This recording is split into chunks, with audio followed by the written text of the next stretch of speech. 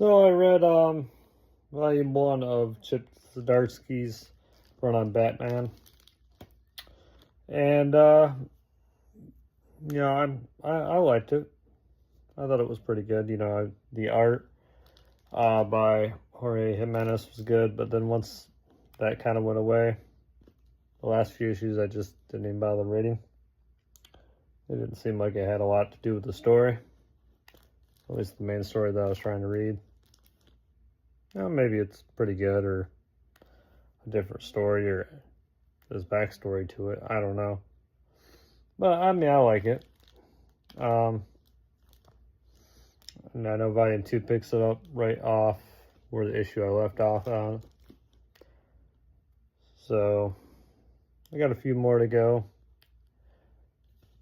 And some of the highlights in here that I really liked were in the beginning, where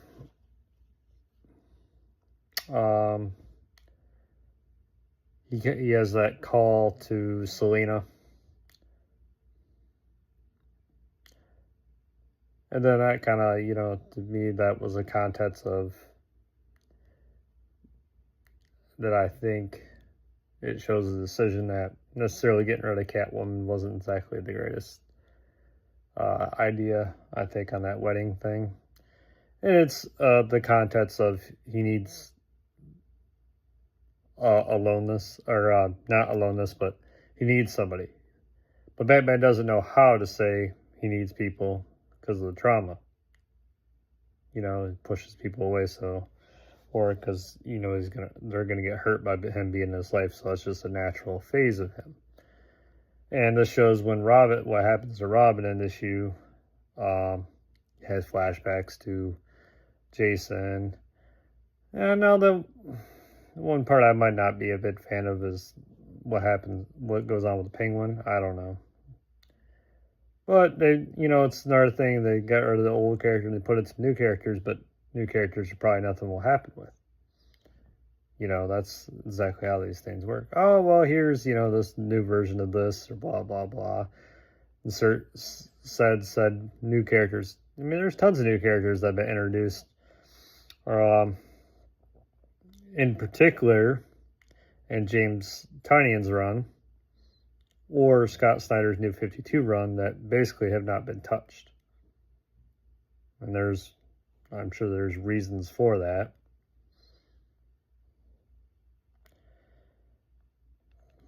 But, it's one of those things like, oh, here's great characters that no one's really using. But they use Morrison's characters, which I find kind of interesting. It's like, well, we use Grant Morrison's characters, but we don't use,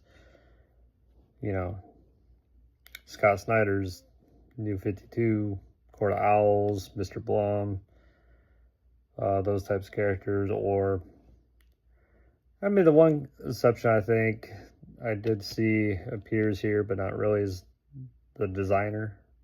I think his name is. Other than that, most of the characters are pointless. The signal got put in. Nothing happened with him.